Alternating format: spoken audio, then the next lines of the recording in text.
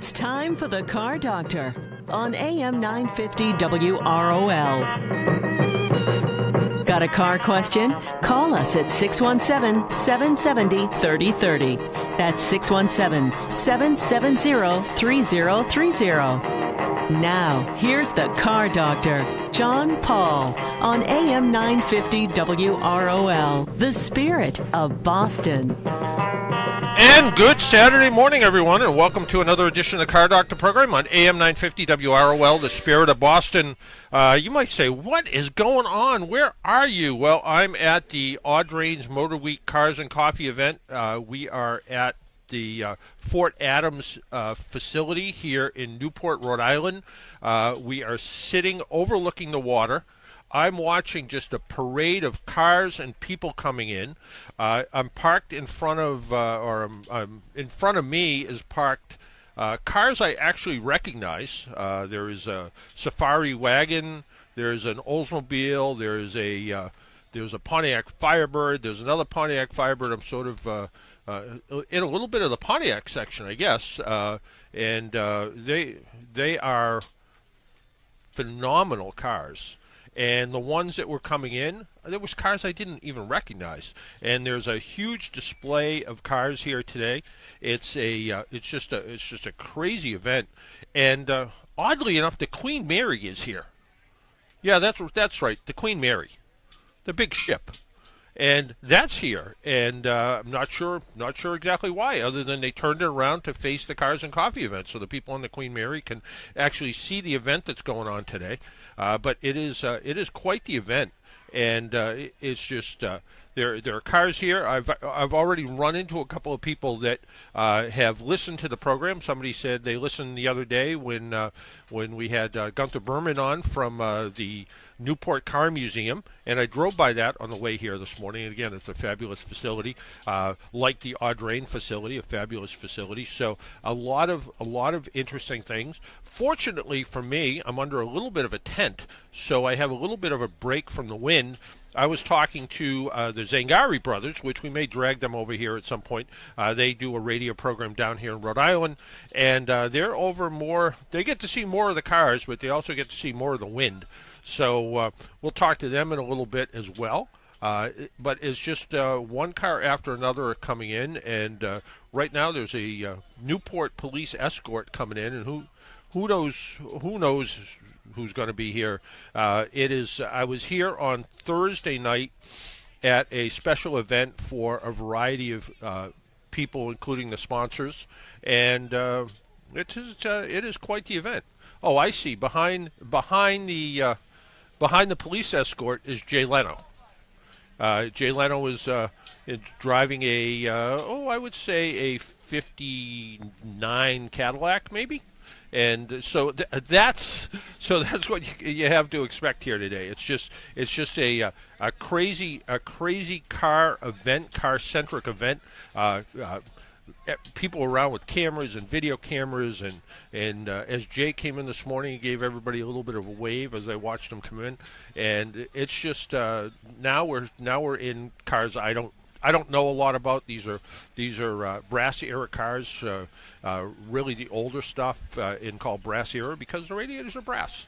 And there's a whole parade of these cars coming in right now, and it's an amazing event, and it's going to take place through the rest of the weekend. There's things going on today. There's things going on tomorrow. There was a big concert last night with John Legend. Ticket prices. Well, there's a lot of stuff you can see for free. In fact, coming to the event right now, the Cars and Coffee event is free. And if you're here, you can check it out and see what it's all about. And there is parking. There's a suggested $20 fee suggested if you want to park here. So you can do that.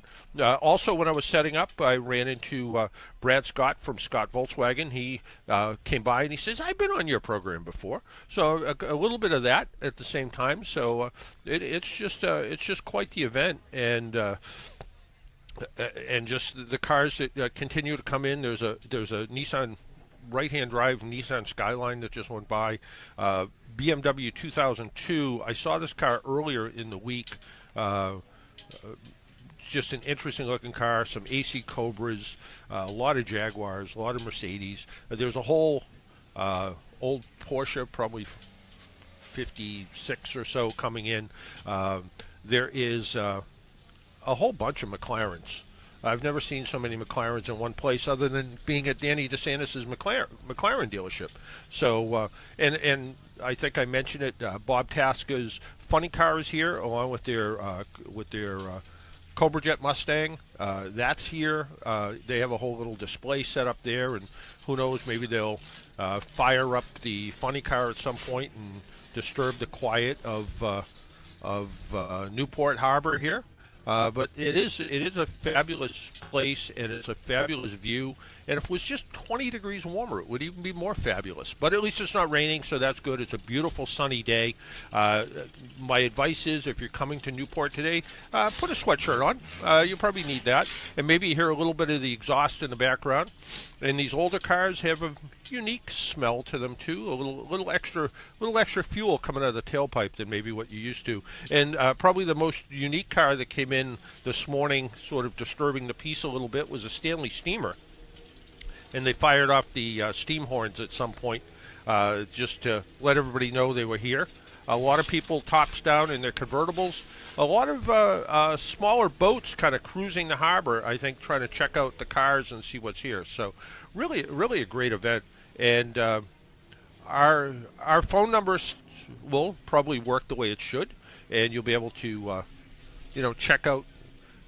Well, you can ask me questions about what I see here. I'm pretty sure that's John O'Hurley that just walked by. Dennis, you know who he is? I do know the name.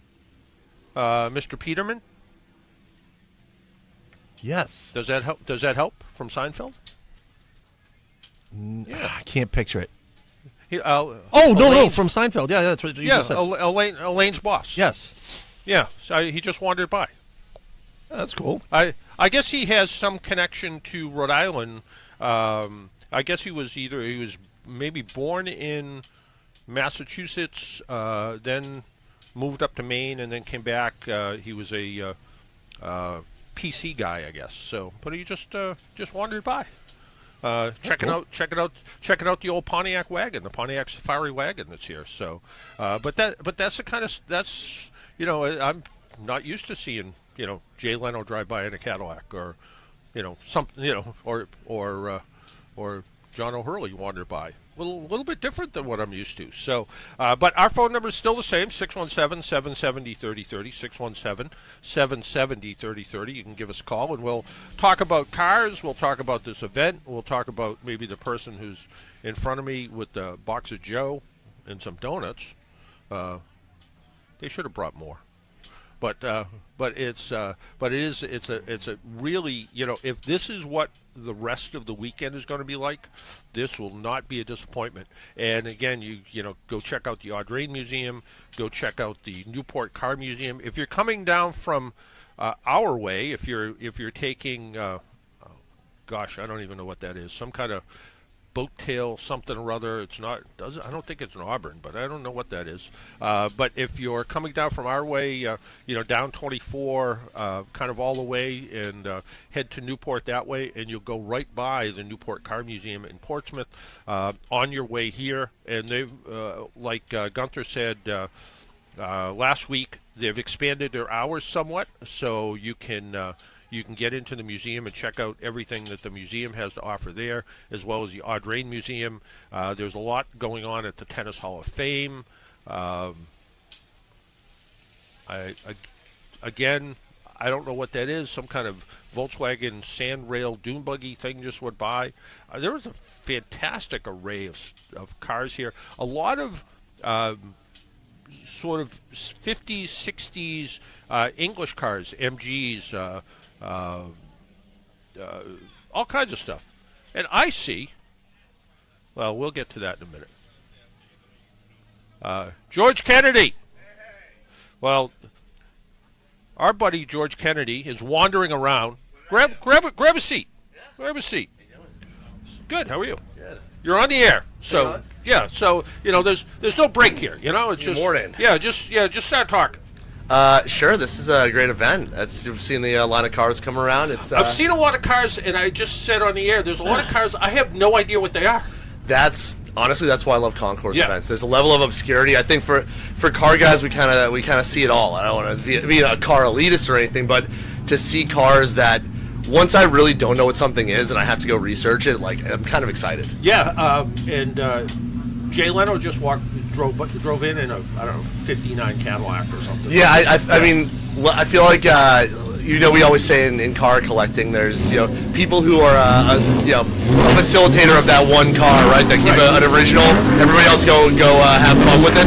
I think Jay's has one of everything. Well, somebody came by and they said they met with him at one point, and apparently he has 181 cars and 160 motorcycles or something. That's the fact that he has that many motorcycles is pretty wild too. Yeah. Did you see the Maserati birdcage go by? I did. That's really impressive. There's every time I see something, every time I turn around here, there's something new and crazy. There's I can't remember seeing a Pontiac Safari wagon.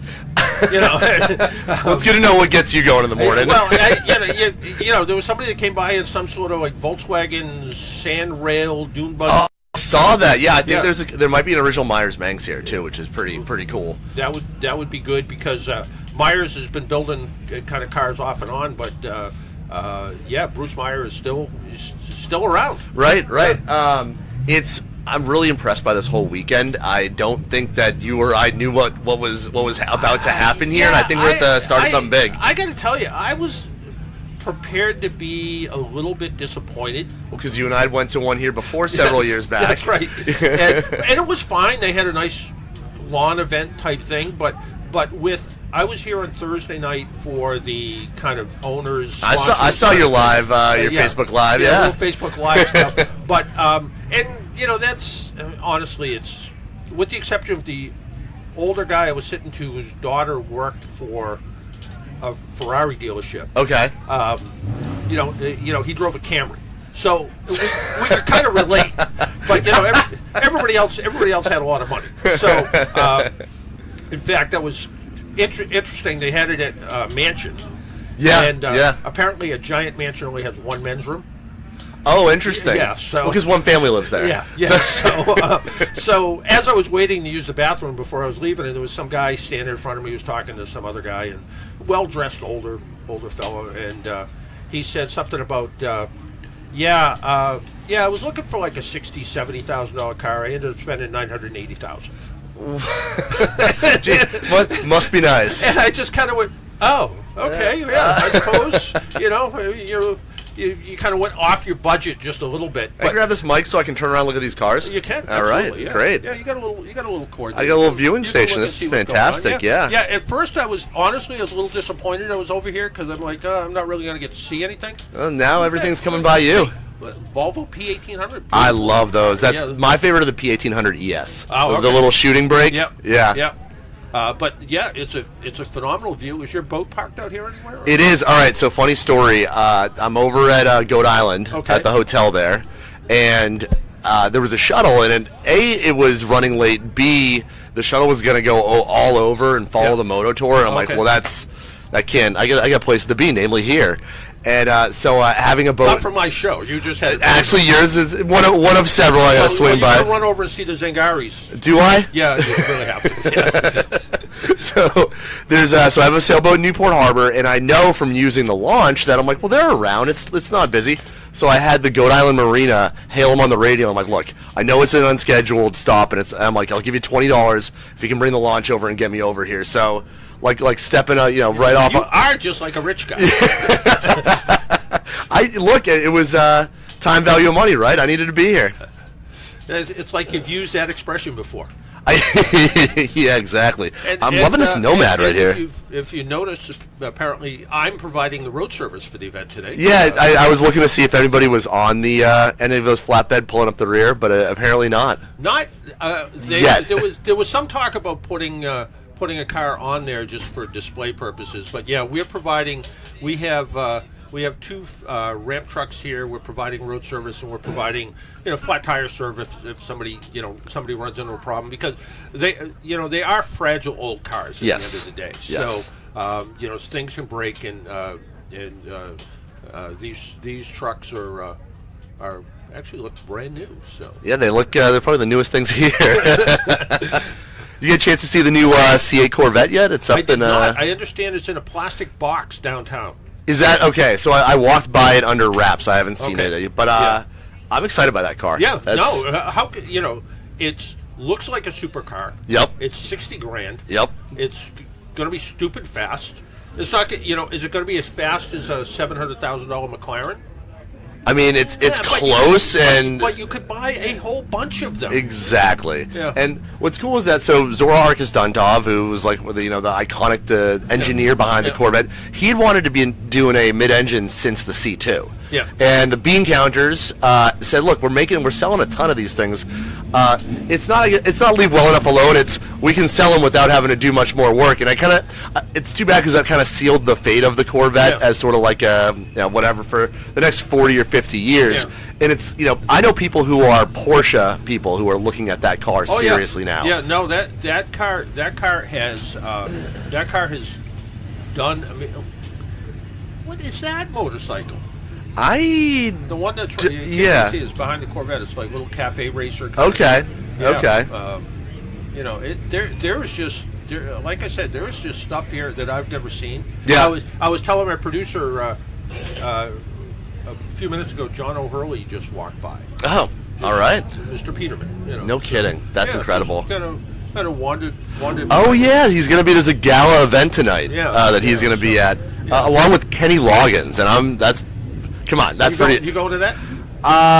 Supposedly there's a way for me to finagle in. I am backdoor my way into doors that I have never been into, so that's great. Yeah, I kind of like what it said. If you're a media person, there's some things you can't go to. I get that. There's 20% off. Oh, 20% off of what, 1,000, right? Yeah. Gee whiz. Yeah. That's a real nice GTO. $5, by the way. Yeah, well. Yeah. What is this? What is that? Studebaker Gran Turismo. Wow. Okay. Yeah. There's often a Studebaker pickup truck down over by Salem Newport that's there around. Those are pretty. There was a Studebaker lock that was over there, and as the Zangaris pointed out, why don't you just talk like you usually do and say it's a lock? It's a lock. Yeah. So. Yeah, they're not. They don't need to be enunciating. But Studebaker does. They did have that supercharged Golden Hawk, which kind of looked like if you imagined a '57 Chevy squished down and stretched, and which some people do. And it had a supercharged engine in it, which was way ahead of its time in whatever it was, 59. Yeah, that was pretty early on. Pretty cool. Yeah. And then of course they had the Avanti. And that's the one I think people know the most. Yeah. I didn't really know until I saw this summer that Studebaker pickup. That's a really pretty truck. It is. Studebaker made some interesting stuff. They were pushing the element, the design limits in their own way. They weren't doing the ginormous boulevard cruisers, but they were doing their own thing with smaller cars. And the idea someone in the company thought an Avanti was a good idea. Look, when the company's small, there's less people to tell you no. Yeah, maybe that's what it is, because a company that had no experience with fiberglass, no experience with sports cars, no experience, and they decided, let's build a sports car, and it was a pretty good car. When it came back as the Avanti 2, that was a little interesting. Yeah, right. That was a car that had kind of a Corvette driveline, I think. So something like that. Are you seeing? Is that a 442 W30 over there, that gold one? It looked it when it went by. Yeah. That's so. I would say the muscle car era, my favorite is the 442 W30, and the reason is, I feel like my first car was an Oldsmobile Achieva. Yeah. And I'm sorry. The Underachieva. Yeah. And as pedestrian as that is, I feel like everybody on some level. You think that's a real Cobra? Here this weekend, yeah, absolutely. Whatever your first car is, even if it's like crap, people you tend to sort of get aspirational with that brand, and you're like, well, what's a good Oldsmobile that I can aspire to feel like it's connected? And that was for me that was the 442 W30. There was nothing greater. So So the Rambler I had didn't cut it? Is that what you're trying to tell me? What happened? I had a Rambler. Yeah. Yeah. My first car. Nice. So Rambler Classic. It was a gem of a car. It worked pretty good. So, oh yeah, there's your message from this morning. Oh yeah, don't worry about it. Yeah. I'm coming by boat. Which is far more impressive. So yeah, 1 if by land, 2 if by George. Yeah, exactly. So yeah, there is just I am pretty happy to be here. Yeah, this is fantastic. It's a pretty good event. Yeah. And then I'm doing some Facebook Live stuff for AAA a little bit later. I gotta say I'm impressed. You are more active on social media than I am by a long sight. Just try not to get fired. Yeah, it's pretty much what it comes down to. I should probably go by and see the Zangaris. Yeah, and I think I need to take a break. Take some bills. Hey, Dennis, I'll come harass you later. Want to take a little break and come back and we'll chat a little bit more about what's going on here at Newport at Motor Week at Newport. Fabulous event and pretty cool stuff going on. And stuff, like I said, stuff I've never seen. If you have the opportunity to come down here, these cars are going to be around all day, one place or another. So, all right, George, take care. Thanks for stopping by. Stop by again. Tell us what you see. All right, we need to take a quick break. My name's John Paul. This is the Car Doctor program. Where they are. I keep blowing on down the road. Well, now they call me the breeze. I keep blowing on down the road.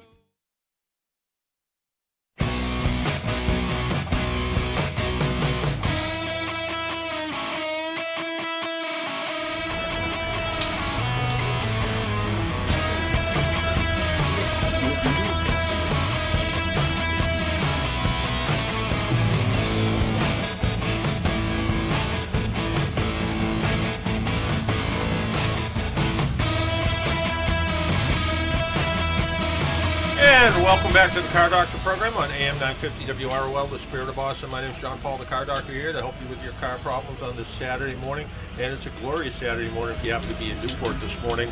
It is a beautiful morning, a little chilly, a little bit windy. You need to put a sweatshirt on maybe, or a little fleece cover-up, or a windbreaker or something. And it is just a nice day here, and it's just good day to come down and take some pictures of some cool cars and look around and see what's here, and just enjoy the day. Cars are still coming in. I don't know where they're going to put them all. The lawn is getting pretty full here. Glad I got here early, which was way too early, by the way. I got here at I don't know what time it was, 7, which means I left my house around 5:30. But it was good that I got here. They got a little mad at me because I don't have a tablecloth on my table, because I was here before the tablecloth set up people. So, but it was, and technically we had a little issue just before the beginning of everything, but everything seems to be working okay now. Dennis is doing a fine job back at the studio, making sure everything works the way it should. But it is just, it's an amazing event. There's some great cars here. But again, if you have a question about your car, you want to talk about cars, you want to talk about car repair, you have a question about your car, we can try to help you with all of those things. All you have to do is give us a call at 617-770-3030, 617-770-3030, and you can, we'll try our best to answer your questions and see what's going on, and see what you have on your mind about cars this morning. If you're out doing some things and you want to join us, well, make sure you pull over the side of the road before you give us a call. We want to make sure you're safe.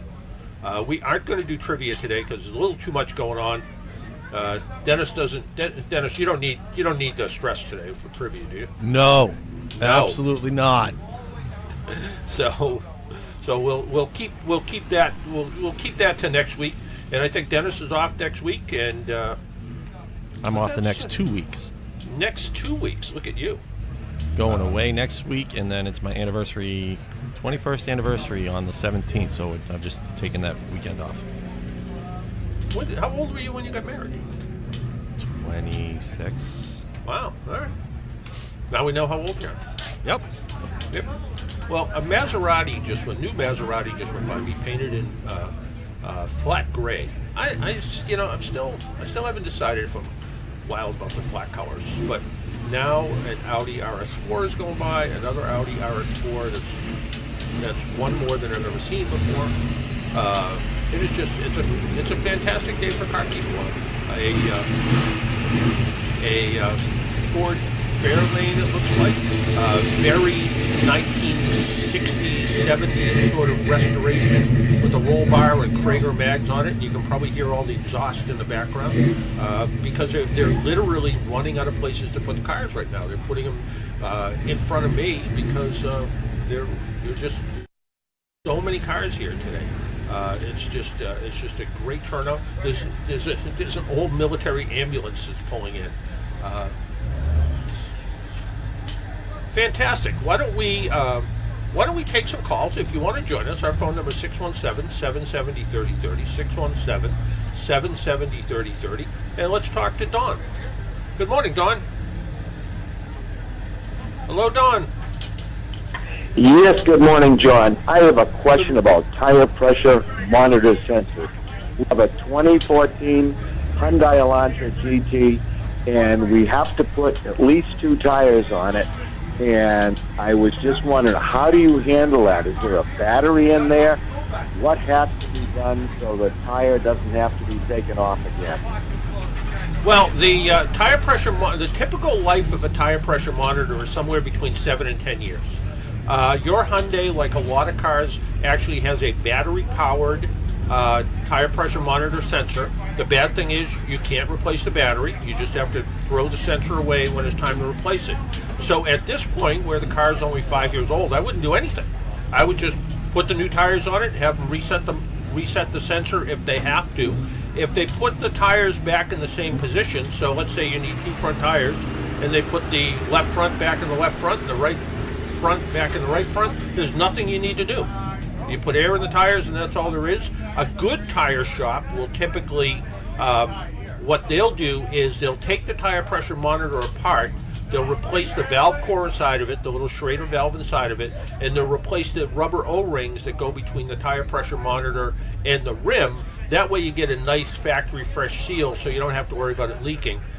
Some tire shops will do that. I think it's a good idea to do it. There's a little bit of an extra fee, like no different than would be if you were buying valve stems or something like that. Always a good idea to replace valve stems, for instance, when they're rubber. So same idea with the metals valve stem replacing the seal. But the tire pressure monitors, they can be problematic. They can act up, but typically, like I said, the life is somewhere between 7 and 10 years in the battery. So the car's too new, in my opinion, to go spend $150 on 2 new tire pressure monitors. Wow.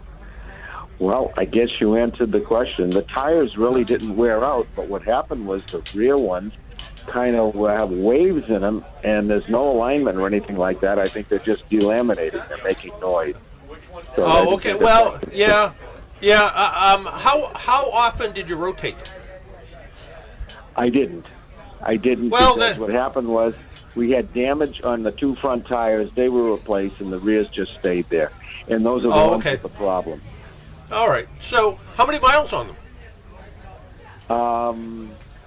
44,000 on the rear. Okay. So I mean, you kind of got your money's worth out of them. I mean, you might have been able to get 50 or 55,000 out of them, maybe if you rotated them, but. You got 40-something. I'd be happy with 40,000 miles out of a set of tires. I think so, too. We can't be greedy, and when it rains, and, that does get to be a problem riding on baloney skins. Yeah, and that's absolutely right. As we're going into the winter weather, I hate to say it, but as winter is rolling around, it's a good idea to have good tires on your car. So you get, you have what's going to turn out to be 4 good tires on your car. You'll be in good shape. Right. It's a safety issue, having good tread on the tire. We understand that, and that's why, and what we're looking at is a Kumo tire that's got 80,000 mile, $75,000 tread life on it, and so I think that changes everything with the tire pressure monitor sensor. Yeah. Well, even at that, you never know. You never know how long they're going to last. My old car, which was a Hyundai, when the tire pressure monitors started to get to be about 8 years old, and if I went on a really long trip, if I went on a 400 or 500 mile trip, one of them would start to act up a little bit. It just started to get a little bit funny. Would say that I would get a warning in the car that would say there was a communications issue between the sensors. And Right. but if I drove locally, I wouldn't have any problem at all. So it was kind of funny that. And then eventually, as the car started getting older, and when I sold the car, the person who bought the car, I had 4 brand new tires that I bought because I was actually going to keep the car. And I said to her, my suggestion would be go out and buy a set of tire pressure monitors as you're putting the new tires on, so you don't have to deal with the nuisance of the light coming on when it doesn't need to be. And they never did that. So again, it's a little bit of a nuisance when they act up. Could you save a little bit of labor replacing the sensors now? Yeah, maybe you could. But honestly, at 5 years old, I don't know if I'd spend the money yet. I think I'd just put the tires on it and call it a day. Well, let me ask you another question. What if you just don't replace them and we monitor the tire pressure with a good dial pressure gauges? And what happens if the light goes on? Is that a big deal, or are they going to put us in jail? Here, you're going to go to jail. But actually, you're not going to go to jail. The person who does the work is going to go to jail and they won't technically go to jail, but there is a fine for disabling safety systems in a car, and they consider the tire pressure monitor a safety system. So even though it doesn't get inspected, for instance, when you go get a state inspection, it does. A tire store. It used to be. I'll back up and kind of make a long story even longer. If you said to me, if you said to me, I want to put 4 snow tires on my car in the wintertime. In the old days, what we would say is, okay, you have tire pressure monitors on a set of wheels that came with the car and a set of tires. Why don't we save you a little bit of money and we'll get you an extra set of wheels, so that way you have your wheels and tires for the winter and you have your wheels and tires for the summer. But, don't bother putting tire pressure monitors in them because that's an extra expense, and, they don't really work when it's cold anyway, so it's kind of silly to go ahead and do it.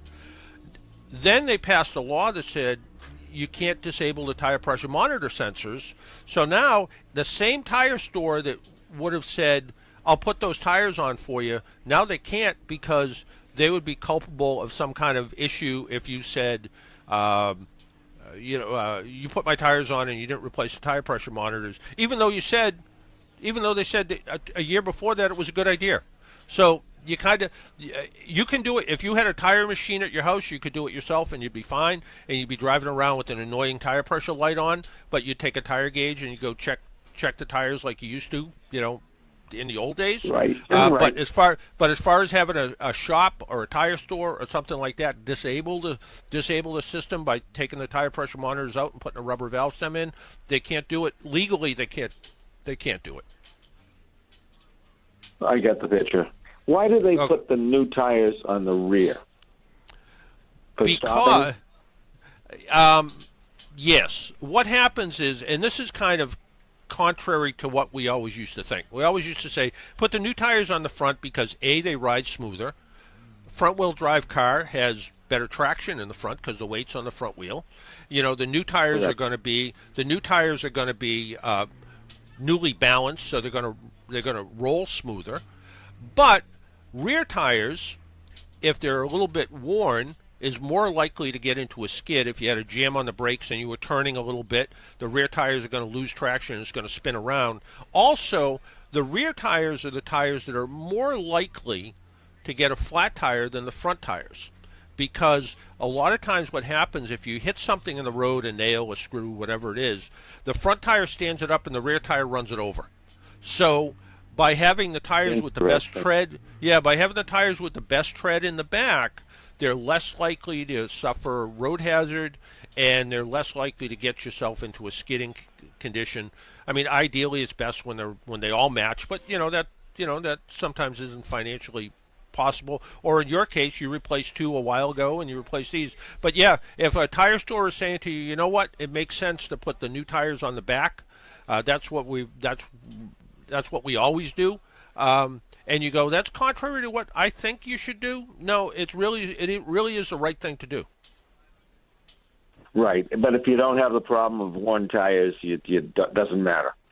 No, you're not no, going to, compromise, and because it is a safety issue, whether it's snow, whether it's rain, or anything like that. It's your life, and it's tires are really cheap when you look at it for what they do and what they go over, and handling everything. So I can't complain, and cheap tires don't seem to be a way to go.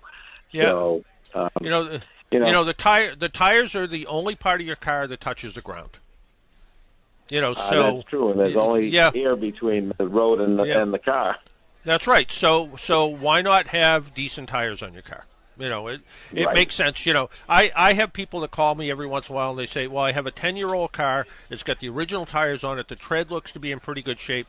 10-year-old car, 10-year-old car is still a good idea. 10-year-old tires are tires that are going to have a problem. Just replace them. Be safe. It's the right thing to do. Right, I understand that. So much so that I got a new rim and put one of the tires that was left on the front on that new rim and used that as a spare, which fits perfectly in this Hyundai Elantra GT. You're my hero. Well, we had guests visiting us, and we had a flat tire, and that was not a good experience. So with a fully loaded car and a flat tire with the little spare. Well, they're lucky they had a little spare and not just a little kit with a compressor and a bunch of goo. Oh, I know. So, what it cost for a rim, and it was an absolutely beautiful rim. It was cheaper than getting it at the junkyard. You couldn't even see the seam in it, the fit, the finish, and did use the old tire in it. But, it's a safety issue. John, as always, you have the expertise that isn't really all that common out there. So, well, I appreciate that. This is okay. This is the guy that got the connector from to the extension cord. Your last one. Oh, okay. All right. Well, we got to work. John. We got to work hard giving away some more cool stuff. All right. Good enough. Take care now. Bye bye. Thank you. Bye. 617-770-3030, 617-770-3030. All I ever wanted to be was just somebody who could, maybe answer a question from time to time, and people ask me why I do the radio show, and I do it because I get to talk to interesting people, whether they're guests that call in or my kind of radio family here that call in. They're all interesting. They all have good points of things to talk about, and if I wasn't doing the radio show, would I have probably come to this event in Newport here today? Probably not. Maybe I would have. I don't know. But there are double parking cars in front of me now. They're still sort of mostly working on the parking Pontiacs here, although there's a lone Corvette kind of sitting over in the corner, and like I said, the Ford that says Mr. Drag on the back of it. And there are people with cameras everywhere. There are people with real cameras. There are people with camera phones. It's a beautiful view out on the harbor today. It is just, it's quite the event going on here today. Really, all the people have started to show up in here, which is great to see, because sometimes you go to a car show and you get a lot of cars show up, but it's just the people who kind of brought the cars, look at other people's cars, which is always great. But when you get people that are truly coming here to see the show, see the event, and like George Kennedy said earlier, we were maybe a little bit expected to be just maybe a little disappointed, but so far this has been a very classy show, and it is really turning into the Boston. The Boston Cup was last week. Hey, look, it's John Zangari. You've had a Zangari sighting, I guess. I know it's kind of exciting when that happens. So I don't have all the fancy equipment you guys do. So, Well, what can I say? The station had to spend the money they did. well, I spent my own money, so that's what it's like. You ever use one of those microphones before? You good with that? So, No, I don't. Not really like this. yeah. Yeah. That's an antique. It's about Is the it? age of your brother's Corvair. Oh, Well, I want to introduce John Zangari. John Zangari is half of Drive Through Radio. Paul and John Zangari. They're on Rhode Island radio station. You guys were on PRO for a long time. It's warmer over here, isn't it? oh God! What a difference! Oh, I'm freezing. We was in the shade and in the wind. In the wind over there, and the Queen Mary was not doing a good job. And seriously, folks, the Queen Mary is here. Yes. Yeah, I've only seen the Queen Mary when it had a big hole in the bottom of it. Oh, what were you doing on the bottom? It was in a dry dock in Watertown, and a friend of mine at the time said to me, "Hey, you want to go see the Queen Mary?" I'm like, "How are we going to go see the Queen Mary?" And he had this jacket that said Boston Ocean Systems or something like that on it, and he's like, I think my jacket will get us in." And we walked in, and they looked at his jacket and waved us in, and we walked under it and saw a big hole in the bottom of it. Oh, so you actually saw the hole. Yeah, well, yeah. So, Did you go inside and check out the boat? we figured we were going to get arrested at some point anyway. So, but yeah, there is quite the display of cars here. Now, Oh, you guys, absolutely. You guys have been on the air for how long? On the air for Yeah. 3 years or something like that? You may be the longest running car radio show in New England. Well, Tom and Ray, how long were they on for? I don't think they were on more than 30 years. No? No. Oh, No. that's Yeah, interesting. so, and you're certainly the longest continually running a show because Tom and Ray aren't really on anymore. No, just Yeah. near tape. Yeah. So, yeah, well, I surprised at that. I have but- to yell. Do you guys rescue anybody yet? Yes. What was that car we Did you really? Yeah, Jamestown, at the beginning of the Oh, parade. All right, Triple A hand road them- crew here. Hand them the microphone. Hand him a microphone. Yeah. There's got to be somebody here. So we got two of our flatbed drivers here, and you guys rescued somebody this morning. Yes, we had a Move it a little gentleman. closer. We had a gentleman at the start of the parade. He couldn't get his vehicle running. Okay. It was not sure what kind of vehicle it was. 'Cause Yeah, there's a lot of that here. Well, it was very quick moving, Yeah. and the gentleman came over to us, and his battery was dead. Okay. And it was luckily it was 12 volts. Well, the thing is that we're set up for 12 and 6 volts. Oh, okay. So you're okay. You're good. All right. So it was a 12 volt, and he had a special connector for it. Oh, and okay. We just so happened to have one with us, and we hooked it up, and he got started, and he's somewhere around here. There you go. Made the parade. He definitely made the Yeah, parade it today. wasn't Jay Leno, was it? No, Jay Leno was up front. Yeah, he was looking in a all caddy. pretty. He was in a caddy. Yeah. Yeah. Hey, thanks for stopping by. Oh, no, Thanks no for, problem. Thanks for doing the job. All right, we All right. appreciate it. All Have a right. good day. Take care. It was two of our flatbed drivers. We have a couple of flatbeds that were here to try to support the parade, and we were talking to John Zangari about how long you guys have been on the air. Your hands starting to get feeling in them again? yet? Yeah, the little pins bit, and yeah. needles feeling. Yeah. Oh, I'm frozen. Yeah. So, but you guys have been on the air a long time, and now you guys are brass era guys. You guys know a little bit about the brass era cars, that are Right. here. And they're called brass era cars because pretty simple. The radiators are brass, right? Well, the word would be bright work. Bright work. The bright work is brass. Yeah, because there are brass era cars that had painted radiators, believe it or not, but they had brass headlights and side lights and tail Would you lights. still maybe. call those brass era cars, Yeah, even though yeah. they're painted?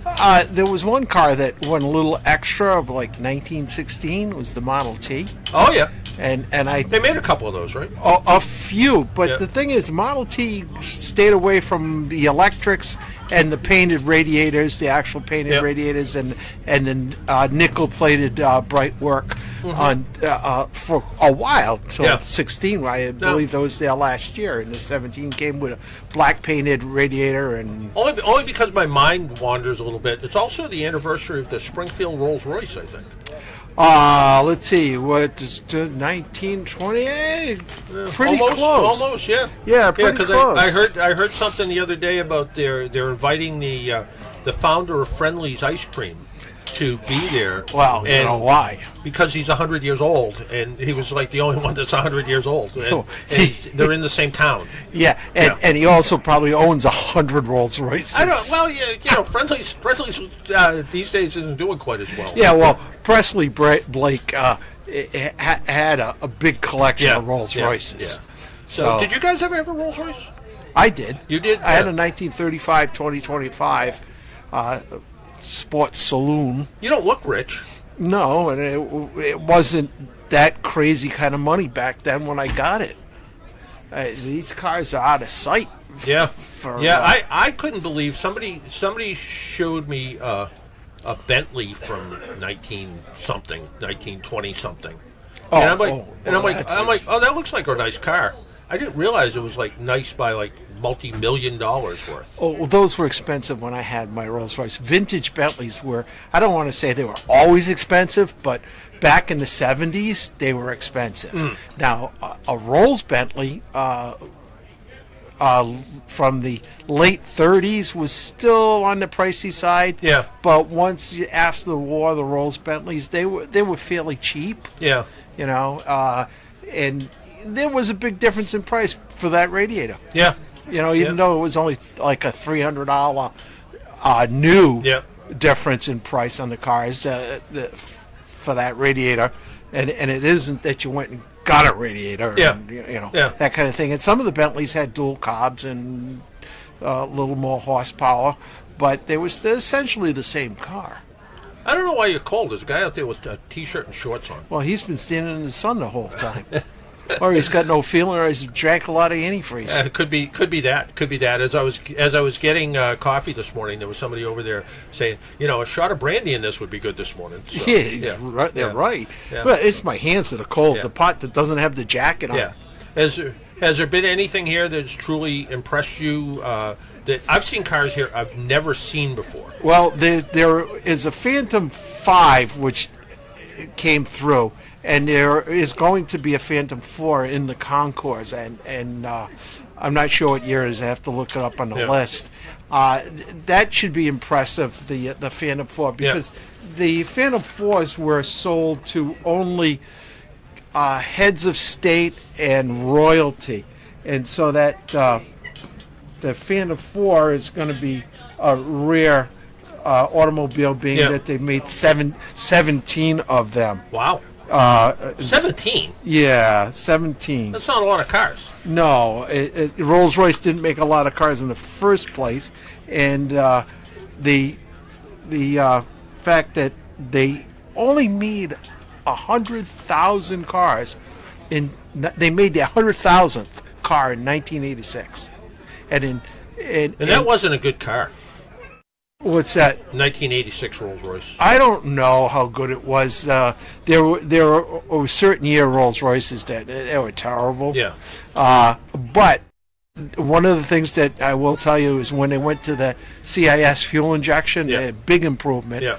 And electronic fuel injection was a big improvement on things. But there are, and you know what? The certain year Rolls-Royces, they're kind of ugly too. They had some. There was some. Oh, and those were probably not the good cars. Yeah, and it's sort of interesting that I was talking to your brother earlier, and there was somebody that we both sort of knew at one point, and they would buy things like old Rolls-Royces because it was a Rolls-Royce. It was very statusy looking. Yeah. But he said that paid for like the price of a used car. They were like $20,000, $25,000, and he said I'd drive them till something really broke that was expensive, and then I'd go buy another one. Those would have been like the Silver Dawns, probably. Yeah. Like late 40s, early 50s. He was even buying the ones in the 80s. Really? Yeah. Oh, okay. Yeah, Then those were Silver Shadow 2s or something. Yeah. All right. The Phantom 4 is a 1952 Hooper Sedanka DeVille, and this was sold new to the Aga Khan.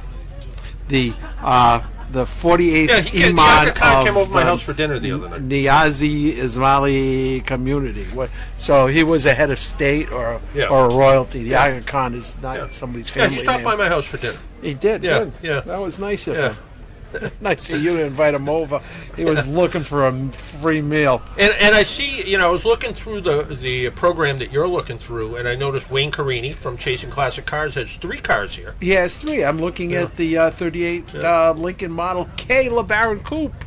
That's a nice automobile. Yeah, and there is on the judged part of the show, which this is just a fun show. There's no It's a funnest. Yeah. This is the kind of show I like. It's people just show up and. But the judging part of the show, there is a whole battalion of judges. There are a bunch. Yeah, there's something like 30 or 40 judges. Yeah. There's that's a pretty much the number. Yeah, and the guy Donald Orsbaugh from Jay Leno's show, who I haven't seen here yet this morning, and he may be, but he's also he may He's be a judge. Yeah, he's one of the head judges, I guess, or something. And I saw your cousin walk by earlier, Oh. Did he say hi to you? John O'Hurley. And Did you say hi to him? I haven't seen him. Yeah, he's tall. Yes, he is. Yeah. Was he in a car or No, just he's walking with by? his wife or girlfriend or somebody. Oh, Yeah, so I would imagine it's his wife. I don't. He's related to you somehow, so I don't. Well, I didn't see them. He is related to me. Oh, he is. Yeah. I know so, and I know how too. Yeah. So, and some of the other notable judges, Gene Jennings who used to be the editor Automobile Magazine. I saw her on Thursday night. Is that Gene Knows Cars? Is that? Yeah. Gene Knows Cars. That person. Yep. Oh, Yep, She was okay. here, and the only reason I know her really is because she was at one of the New England Motor Press meetings where we gave her a Lifetime Achievement Award. Oh, She was at the same meeting where we recognized the designer from General Motors, who's also, I think, a judge. also a judge. Yeah. So, and to be a designer at General Motors is quite a feat because Craig Fitzgerald, our buddy Craig Fitzgerald, kind of had a line, and he said there has been more people on the moon than there have been designers, or not design, but more people have headed up the design department at General Motors. So to say something like that's pretty impressive. But it's a ridiculous amount of people that are judging, including Ken Gross, who we also know from the New England Motor Press meeting. Yes. And I saw him on Thursday night. We had lunch and dinner with him. We did. He doesn't remember me, but that's No. but yeah, there are some for people in the automotive business, there are some people that you'll recognize as judges. I suggest you pick up a program because the programs are pretty impressive and something you might want to keep around for a while afterwards. And the judges are, well, they're not as impressive as the cars. The cars are pretty impressive.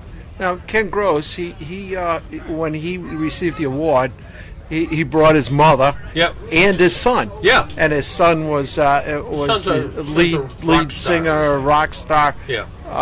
Well, for a band that probably doesn't exist anymore, but No, but I remember him talking about. He said at his point, his son was set for life with royalties and everything. Yeah. That well, I know he was because one of my laptop computers, the screensaver was his band's music. Oh, really? And I'm like, I wonder how much he gets paid for that every time someone turns a computer on. Well, I think it's not so much. It's every time it's loaded onto the computer, not every time the computer goes on. But he's still all set. And it was interesting to see this guy with the long hair and there goes all Jay dressed Leno up. In what, that caddy? Yeah, he's in that 4-door Fleetwood Rome or something. Uh-huh. Yeah, Oh, there goes the Duesenberg town yeah, car. yeah, the Duesenberg. Is the Duesenberg one of the longest cars ever made? I don't know, but it is quite long. Take long. the microphone and hold it in front of you. It is quite long. It is quite long, and there's a Rolls Royce, looks like a Silver Ghost town car, And what is that? I don't Is know. that a Hispano Suiza? That Again, you know stuff I don't know. there's a Bugatti. Yeah, the Bugatti is pretty impressive. Yeah. Yeah, There's a lot of them here. There was a new Bugatti at the event I was at on Thursday night, and it was outside in the pouring rain, and I was thinking it's probably the only time it's ever been wet.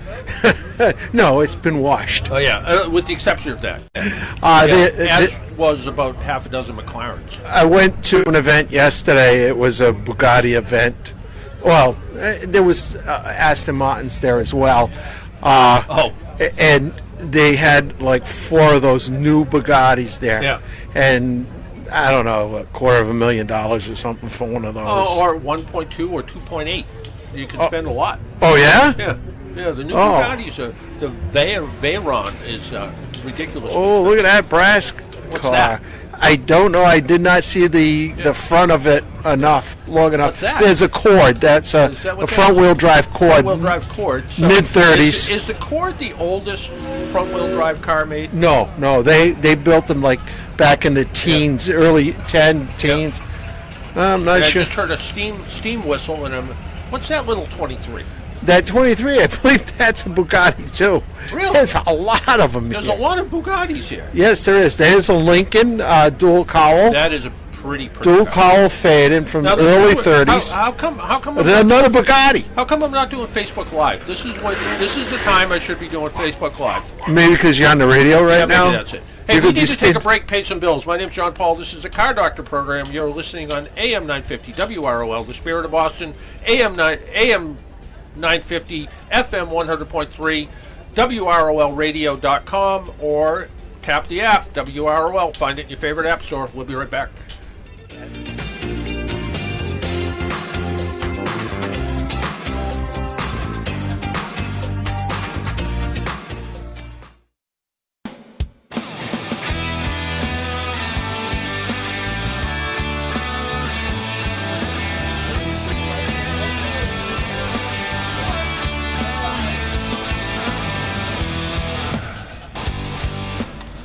And welcome back to the Car Doctor program on AM 950 WROL, the Spirit of Boston. My name's John Paul, the Car Doctor, here to help you with your car problems, or just to pretend that you're here with me, which is a pretty. I have to say, it was a pretty good place to be.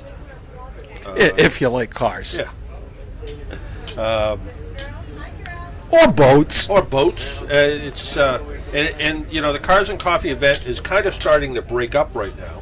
And which isn't a bad thing by any means, but it is starting to break up. And maybe we'll do. If you follow me on Facebook, you can.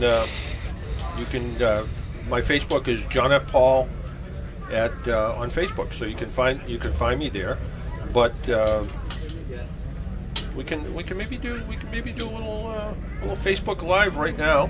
If you've ever wanted to see what a Zangari looked like, I have half the Zangari team here. Although your nephew's kind of starting to be part of your.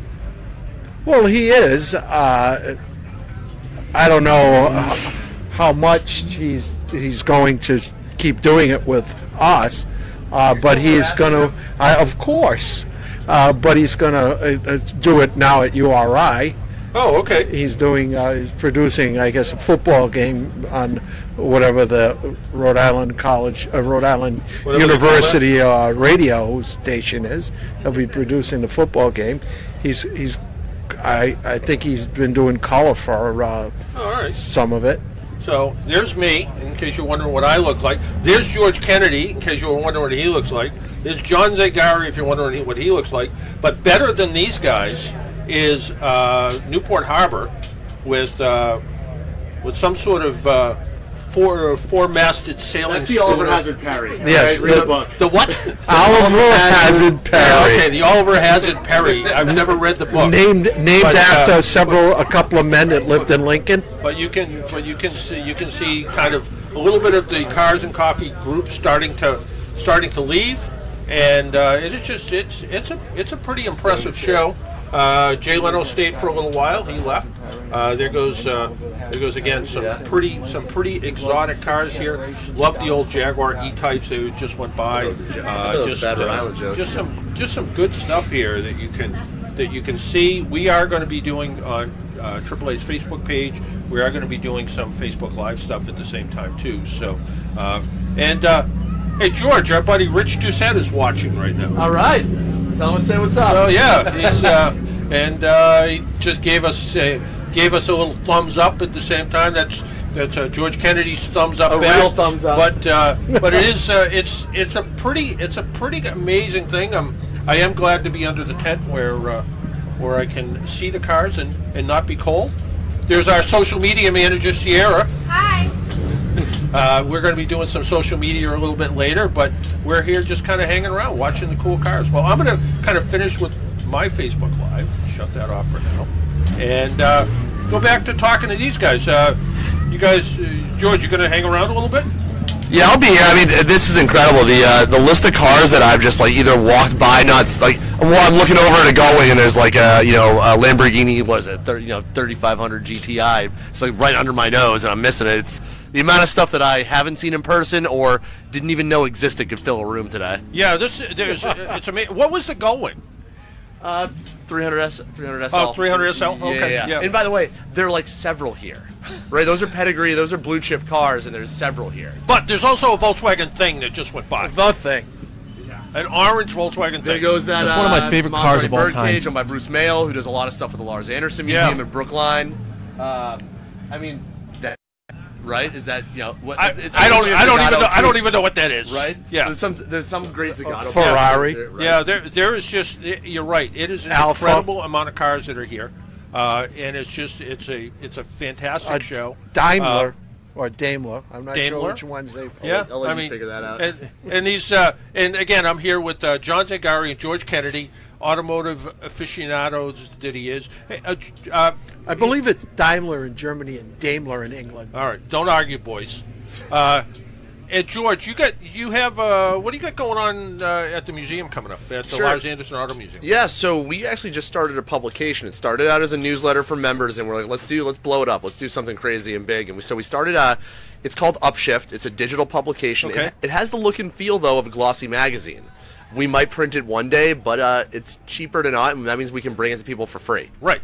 And so it's covering all the events of the summer. It's covering a lot of the goings on that we're doing, and it's a great way to we're not just covering stuff from the museum, but the classic car and even new car space at large. Yeah, and the publication, like you said, it's a digital publication, so it's free. People can find it. Also, are you doing any more of the Motor Mouth series? We might. I think bringing the Zangaris there might have scared him away, though. Really? You hear one story about a runaway Rolls Royce, and nobody wants to know. Right. There years ago we actually did something. It wasn't Motor Mouth, but it was just a bunch of NEMPA members showed up and we hung out at a table and. They started talking as we're wont to do. Yeah, just started talking and down in the cellar. And we got 50 people that showed up. That's right. That's right. It was like the meeting of the secret government, right? Yeah, something like that. So there's some other speaking events coming up. Some are not following the Motor Mouth whatever. Yeah. There's a guy who wrote Dirty Old Boston, and basically it's it's a book that covers 50s and 60s photographs of Boston. And it's really cool because even for myself, my dad who loves telling me, oh, there's Scully Square, that's where it used to be over there. He has a book that can back up. He's like, oh, the molasses flood, stuff like that. Yeah, 1 million gallons of molasses. Exactly. And so there's a story for all those things, and Boston has changed so from the seaport. You mean like there's no combat zone? Yeah, right. I mean, between Government Center and the seaport and all the new development, it's interesting to get a glimpse as to what was there before, and so it's a great place for that. I think the Lars Anderson Museum is a perfect setting to discuss something like that. The sort of the home of motoring in Boston, and it's great. I know there's a lot of folks from the museum that are down here this weekend, so I'm sure there'll be more stories to tell from this weekend. That's like a $300,000 portion just went by. Yeah. What that the 911 GT? Yeah. Yeah, it's funny because 3 or something. yeah, so that's it's a GT2 or GT3, and what's funny is like for that generation of Porsches, and I was telling the Zangaris on their show is that the older generation doesn't really have as much reverence for the 996, the egg splatter headlights, but if you grew up in the 90s, in the 2000s, and you don't have that perspective, I call it the baggage of the past of the air cooled. You don't have the history that you need to with which to judge that car. Yeah. So for us, that's the first Porsche that I saw that was new. Yeah. So I look at it a little more appreciative, right? Yeah. What he's trying to say is he doesn't know any better. It does. Well, it's it is something to say sometimes that it's okay to say you don't know what you don't know yet. You're right, but I'll tell you what, that I think will become an important car for Porsche because whereas people lament the death of the air-cooled, for my generation it's, hey, that's the first non-air-cooled one. That's the first one that I can work on, right? There's a little less wizardry involved. Right. And yeah, you have stuff like IMS bearings and stuff like that to fix, but it's well known. There are forums that go into like all the things. You can legitimately work on a 996, and that's really cool. A co-worker of mine bought one with 20,000 miles on it. I think his license plate is 996, 911, or 911, 996. Nice. But he paid $22,000. I was gonna say, you can pay 20. And here's the thing: you want one with like it has 20,000 miles on it. I don't want to tell your buddy there, but you want one with more miles on it because it means somebody's already done the bearing. Yes, exactly. And that was his thing. He was like, I don't know, it's a ticking time bomb. It is. And I will say, I watched, and for people who don't know what we're talking about, there's a bearing sort of at the back of the engine that has been known to self-destruct. But here's the thing. As long as you keep it, so what happens is oil gets into the bearing and it wears away the grease. And once it wears away the grease, the bearing seizes, and then you have cataclysmic failure. Right. And all you have to do is just if it's a well-maintained car like it sounded is 20,000 miles, then just stay ahead of it. Yeah. It's the cars that are not looked after up until that, right? So it's very binary. You're either maintaining it or you're redoing the whole thing. Yeah. But I was watching. Who's the English guys? The Top Gear Wheelie Dealer. Wheelie Dealer. Yeah. And they did a fix on one, and I'm like, and even my wife was, what it does is it takes an oil line, goes to the bearing, and it's actually using oil pressure to lubricate, recirculate it. Yeah, that's brilliant. And I'm looking at it, and my wife's like, that looks like it has the potential to cause some serious problems when that thing fails. Yes, absolutely. Yeah. I would say too that I can appreciate a good-looking car. The way that I look at like engineering stuff like that is the way people would look at a pretty car. I'm like, oh, that's genius, right? Yeah. But the thing is, too, they're livable cars. Yep. The NVH has been taken care of. They're doable cars, and they're people my age are able to afford them. And I think that's what it's. When you think about the cars that are that gain in value, like American cars with the Mustangs, it's how many people could actually get in that car when they were younger, and then that fills their nostalgia, right, and then that feeds it when they actually have the means to buy a good version of it. Yeah, no, it's pretty good.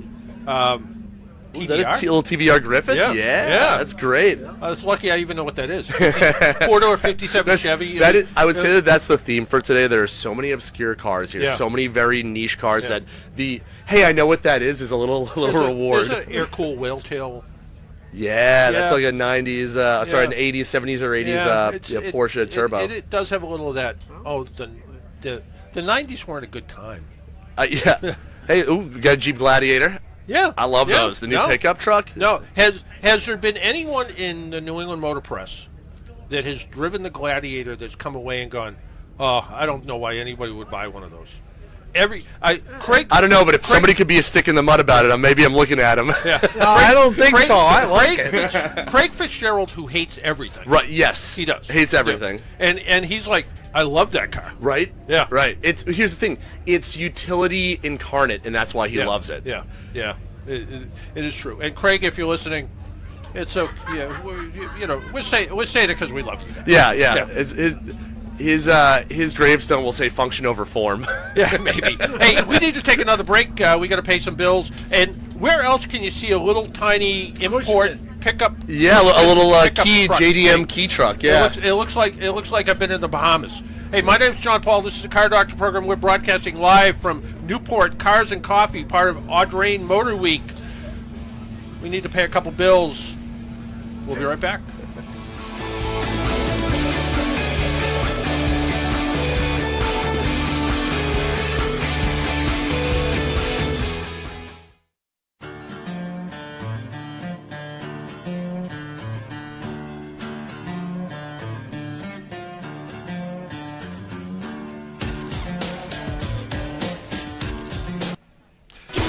welcome back to the Car Doctor program. My bad. It's hit the wrong button, but that it's live radio. Stuff happens. There is for people who, again, can't be here, and I probably should have figured a better way to do Facebook Live. There is a classic kind of mahogany, but it's not a racing boat. It's just like a classic mahogany cruiser, I guess. Pretty interesting looking boat. But the cars are starting to leave. There goes another Porsche GT3. To some of the newer cars that I actually recognize. But the Cars and Coffee event is just about over. It gets over at 10 o'clock. But today, going on, the Audrain Museum from 9 to 5, Styling the Future. There's an event where you can go in and you can see some different ideas of what styling is all about. Over at the Chateau Semer, and whatever that is, it's a expensive house. The Porsche Concours d'Elegance is over there, so a special Porsche event is going on over there at 9:30. I guess I missed it. The kids pedal car race that Haggerty was putting on was going on. There's seminars at the Casino Theater at the International Tennis Hall of Fame. That's going on from 1 to 4 today. At between 3 and 5, there's something called Rum and Cigars at Newport Craft Tabacalera. And tonight, if you have all kinds of money, the Audrain Automobile Museum annual gala that's featuring Jay Leno, Donald Osborne, and special musical guest Kenny Loggins. Tomorrow, coffee at the Concours at the Breakers. That's that little house, right? The Breakers? Yeah. Hang on. Let me turn your microphone on. The Breakers, yes. That's the little house over there? Yes. The little summer cottage. Yeah, little summer cottage. That's going to be coffee at the Concours at the Breakers between 6:30 and 8:30 tomorrow. Between 8:30 and 5 at the Breakers, the Audrain Concours d'Elegance. Concours breakfast from 9 to 11 at LaForge Restaurant. Styling the Future again. That's second part of that. In the Concours Village at the International Tennis Hall of Fame.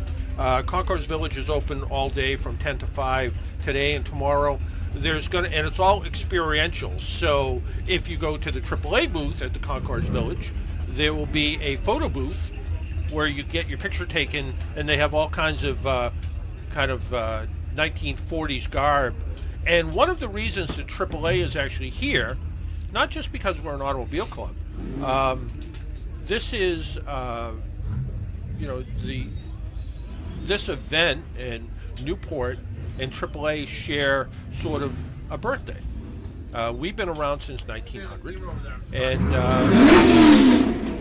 you can probably hear some exhaust in the background. Dennis, can you hear that? Yeah, that was amazing. Yeah. that was a relatively new car, making a lot of noise. Oh, is that Camaro? Yeah, that was yeah. So there's some pretty fantastic stuff here, and the cars are going to be. I would guess the cars are going to be around all day. What do you guys think? I think so. Yeah. And again, it's one of these things where they just kind of let out a group of cars, and there's still some stuff that is a little bit on the plain side. Although with that RX-7 right there. Yeah, the RX-7, which is that. a really clean RX-7. There was a GTR. I saw that. Yeah. I saw like there's an R33, I think. Yeah. Skyline over there. Yeah, too. yeah. There was a Skyline that it must have been lost this morning, and I'm guessing it was coming here. And it was a little. I have to admit, it was a little bit tired looking. Good. That means it gets used. But those are the ones I like. So it was again a lot of nice stuff, and I think John Sangari. Yes. I think it was you or your brother that was at a Porsche event, and one of the Porsches was there. We'll say Ferdinand Porsche. It was not me. Yeah, and but somebody said to him, you must be excited to see all of your cars here. And he said something like, no, it makes me sad because most of these cars came on trailers and people are not driving them. Right. Oh, yeah. So, yeah. Does that sound familiar? No. No. All right. No. I What you totally see made it up is- then. And so part of this weekend is there's a tour d'elegance, right? Yep. And Lars does a moto tour. The Lars Anderson Museum does a fall moto tour and a spring moto tour, and there is a celebration of people taking their cars out and actually using them.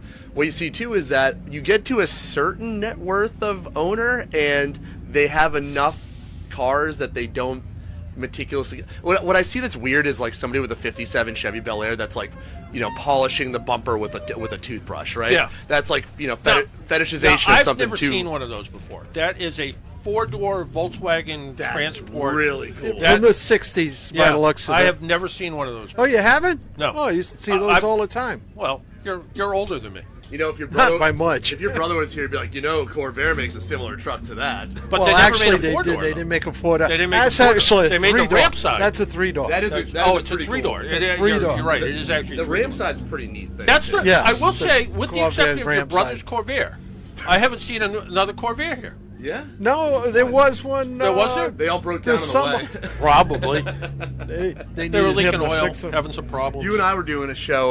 You and I were doing drive-through, and I think your brother was on his way to a Corvair gathering, He was. He was. at which, one which of them. sounds like a rip-roaring affair. But he called from the road, and I'm like, "Hey, you made it! I don't believe it." Hey, Shocking. I owned a Corvair for a while. I just want to, before you go. Note the past tense, though. Yeah. Well, I've owned several. it's kind of interesting. I owned a Corvair, and it was a guy who I bought it from a guy who used to own a body shop, and he had a brain tumor, and he would work on this car for therapy, and by the time he was done with all of his treatments, he was done with the car. Wow. But Wow. there were things that happened in the course of doing some work to the car. Yeah. That medication might have been involved. Because there was some stuff. I was Really like, "What strange." happened?" So I got the car pretty squared away, and I drove it for a couple of years, and I actually used it pretty extensively and had a lot of fun with it, and it was a good time. Was this as an old car or Yeah. new, or as Yeah. a current car or at the time? So, Well, I'll tell you what's great about that is I think too often, I know for my own part, I kind of obsess over the Yeah. engineering and the specs and all that. And there's obviously people drive these cars, and there's a lot of human Yep. connections to it. And I think that I know for my part, I don't spend enough time looking at that human connection to it. Yeah. Right? Yeah. And the Corvair I ended up having, I sold it, and it was a guy came and looked at it, and I had a car cover over it. I uncovered it, and his wife or girlfriend went, "It's pretty." And I figured I sold it at that point, And they took it for a ride. I said, "Go take it for a good ride," and they ended up buying it. And about 3 years ago, and this was probably 15 years ago, I sold it. About 3 years ago, he sends me an email and says, "Hey, I'm looking for I think he was looking for something like a 442."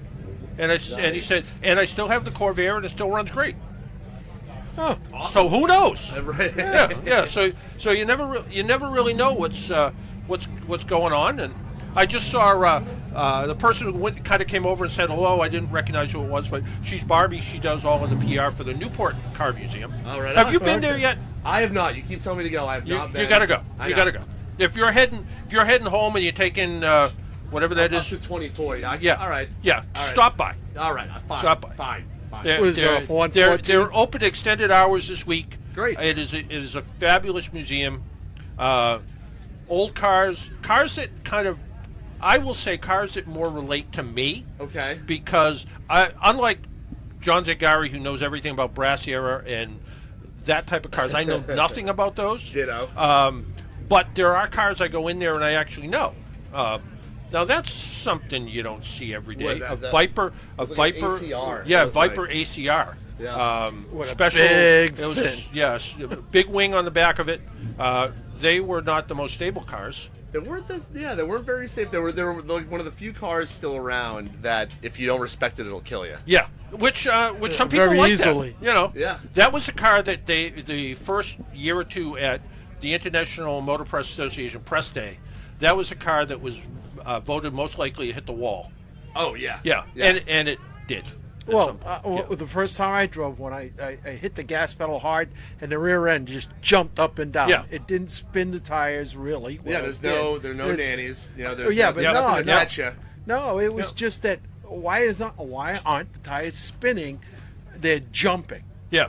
And I didn't like that at all. Our buddy Junior D'Amato has one, and he has one of everything. But Right. he has one, and he actually had Hennessy go through it. Really? And so it's up around stupid horsepower now, 800 and something. And he had to buy special crazy tires. Sure, yeah. Because it was the only way he could get the tires to actually stick to the ground. So he bought these crazy tires that actually work. ZZ rated kind of. Yeah. Now, I've never seen a baby blue MGB before, and that's Now you have, huh? That's not a rubber bumper car, and it has alloy wheels rather than the wires. Those look like Mini Cooper wheels. Yeah, that is beautiful. Those- and those MG wheels. They added a windscreen in the back, which is they look like they stole it out of my wife's Volkswagen. Is it yours missing? What I tell people too is like for a lot of these classic cars, like I noticed your brother has 90s or 2000s Chrysler seats in his Corvair. Yeah. And I'm like, you know what? Things unless you were the person who is like the custodian of that car and keep it perfect. Everybody else do make modifications to make that car livable for you. Yeah. There was somebody last night who had a Fiat 128 Spider. And they were talking about updating the interior and the cracked leather. And I'm like, do you even like leather? And they're like, not really. I'm like, then get like a neoprene seat cover. Yeah. Right? Make it more comfortable for the fall and the summer. Yep. No, right? It makes sense. Hey, we're running out of time, I think, Dennis. Are we running out of time? Yep. Is our buddy Johnny Costello there? Yes, he is. Johnny, grab a microphone and say hello. Wait a second. There we go. We're almost there. Yeah. He's not hearing you because he's in the wrong. He can't plug into those headsets. Hey, well, it's Johnny Costello and George Kennedy. George Kennedy's father is a big fan of the Irish Hit Parade. Oh yeah, absolutely. Yeah. So we're here finishing up at the Newport Cars and Coffee event as part of the Newport Motor Week. Johnny Costello, our buddy, is filling in for Paul Sullivan, who must still be a little bit under the weather. I feel bad for poor Sully, not feeling that well. But the very best in Irish music is coming up here. Johnny, you have a microphone and headphones yet? I certainly do, Johnny boy. Yeah. How are you, fancy pants, down there in Newport? Down in Newport with all the lifestyles of the rich and famous. You're hobnobbing. I am hobnobbing. Can I get a request in? But I was just saying that George Kennedy's father is a big fan of the Irish Hit Parade. George Kennedy. Huh? Also George Kennedy. So that's right. Big fan of the Irish Hit Parade. But yeah, I have a request. Oh, John Zangari has a an request. Irish song, Johnson's Motor Car. Sure, great song. Great song. All right, he says great song. He'll do what he can. Okay. All right. Hey, we gotta. I think we gotta get going. We are going to be. We're going to be back live next week. Not here though. Not any place as exciting as here. But I want to thank Dennis for doing a phenomenal job. I want to thank John Zangari for being here, George Kennedy for being here, and I just want to thank all the folks from the Audrain Museum for having me here today. Fabulous event. Come down and see it. You got about a day and a half left to go check it all out. My name's John Paul. This is the Car Doctor program. Until next week, wear your seatbelt, drive safely, and be good to your car. Talk to you all next week. Bye-bye.